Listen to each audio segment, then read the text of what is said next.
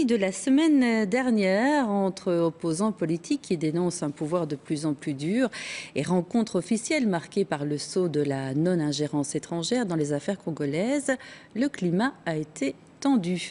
Vers à moitié vide ou à moitié plein, entre critiques et encouragement, les deux ministres se sont répartis les rôles, un peu les Jekyll et Hyde de la diplomatie. Retour et analyse de cette mission belge au Congo avec nos envoyés spéciaux Rida Benmouda et Régis Derat.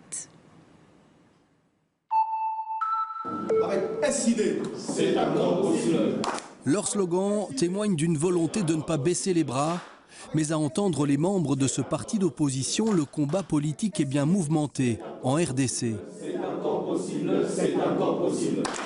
Tous les militants décidés gardent en tête les manifestations contre la modification de la loi électorale en janvier dernier et leur répression brutale. Il y a eu à peu près une vingtaine de blessés à l'hôpital. Il y a même une dame qui a été admise aux urgences. Il y a même un journaliste qui a été poignardé et un autre ami qui a reçu une balle au niveau du ventre. Adrien Malenga évoque un climat de terreur, d'intimidation et de harcèlement systématique des opposants. C'était la répression, c'était les coups de balle, c'était des gaz lacrymogènes. C'est une dérive dictatoriale, nous le disons, nous ne pouvons pas nous en cacher. C'est précisément la dénonciation de ce genre d'abus qui a fait bondir dès son arrivée au Congo Alexander De Croo. Intolérable, disait-il, à un an des élections. Je ne peux pas imaginer qu'on aille vers des élections où de temps en temps on coupe la communication des gens, où de temps en temps il y a des arrestations. On peut quand même se poser des questions sur le fait si c'est vraiment justifié ou est-ce que c'est justement avec des éléments, avec des motifs politiques. Pour le gouvernement congolais, De Croo a tout faux. Les manifestations de janvier, nous dit-on, avaient pour seul but d'instaurer le chaos au Congo. Ça n'était pas une manifestation politique, c'était une tentative d'insurrection avec probablement la volonté d'instaurer le chaos. Lorsque vous envoyez des gens incendier le Parlement, ce n'est pas une manifestation. Alors, qui croire? Patrick Ngoyi est resté sans nouvelles de son père Christopher pendant 21 jours. Leader d'une association des droits de l'homme, il avait disparu sans laisser de traces. Cette disparition forcée il y a 3 semaines avait suscité indignation et inquiétude au Congo et dans le monde. Christopher Ngoyi a finalement été présenté vivant à la presse, mais ses proches ne sont qu'en partie rassurés. Il y a des exactions qui se commettent et le travail de défenseur des droits de l'homme qui veut avoir des preuves sur ces exactions lui est empêché. Et de quelle manière? C'est au risque de sa propre vie. Même moi qui vous parle en ce moment, bien des gens ont peur à ma place.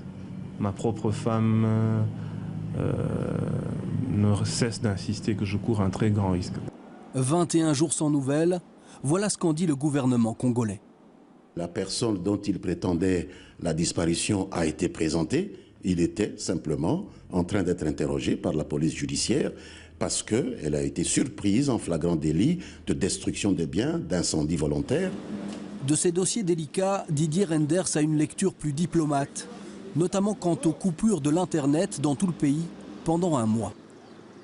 Pour ce qui concerne les coupures d'Internet, j'essaie d'interroger l'ensemble des acteurs. Je peux vous dire que dans la communauté des expatriés, par exemple, un certain nombre se disent que peut-être une coupure pendant une période de manifestation n'est pas inutile pour éviter que les violences ne dégénèrent beaucoup plus fortement. Les partis d'opposition, en tout cas, ont pignon sur rue à Kinshasa. Et si l'on peut tout dire et tout écrire au Congo aujourd'hui, les mesures de répression semblent paradoxalement aller en s'aggravant. Pour le moment, nous sommes dans les viseurs du pouvoir. Ils voient 2016, ils savent que c'est très difficile d'être candidat. Alors ils veulent écarter tous ceux qui peuvent faire ombrage à leurs candidats qu'ils vont fabriquer ou eux-mêmes quand ils vont reprendre. C'est ça la politique au Congo. Alors comment expliquer une telle distorsion, une telle différence d'appréciation entre opposants et pouvoir en place? C'est l'opposition qui raconte cela. Une opposition dont l'idéologie est le mensonge. Ils ont le même langage, ils ont la même idéologie. Faire payer notre victoire de 2011, nous empêcher de gouverner, nous empêcher de rempiler, puisque si tout se passe bien, nous allons rempiler. La presse belge n'aura vu Kabila que sur les portraits géants en bord de route. Aucune rencontre de haut niveau n'a pu être filmée, le malaise était donc évident. Alors au bilan, le verre de la liberté d'expression est-il à moitié vide ou à moitié plein au Congo? Il y a effectivement ensemble beaucoup de progrès encore à faire, c'est peut-être la moitié du verre qui manque, pour que tout le développement économique bénéficie à la population et que l'on aille vers plus de liberté, plus de droits individuels pour l'ensemble de la population aussi. L'avenir dira si les métiers de défenseurs des droits de l'homme et d'opposants politiques sont désormais des métiers à risque en République démocratique du Congo. Dans la suite de ce journal,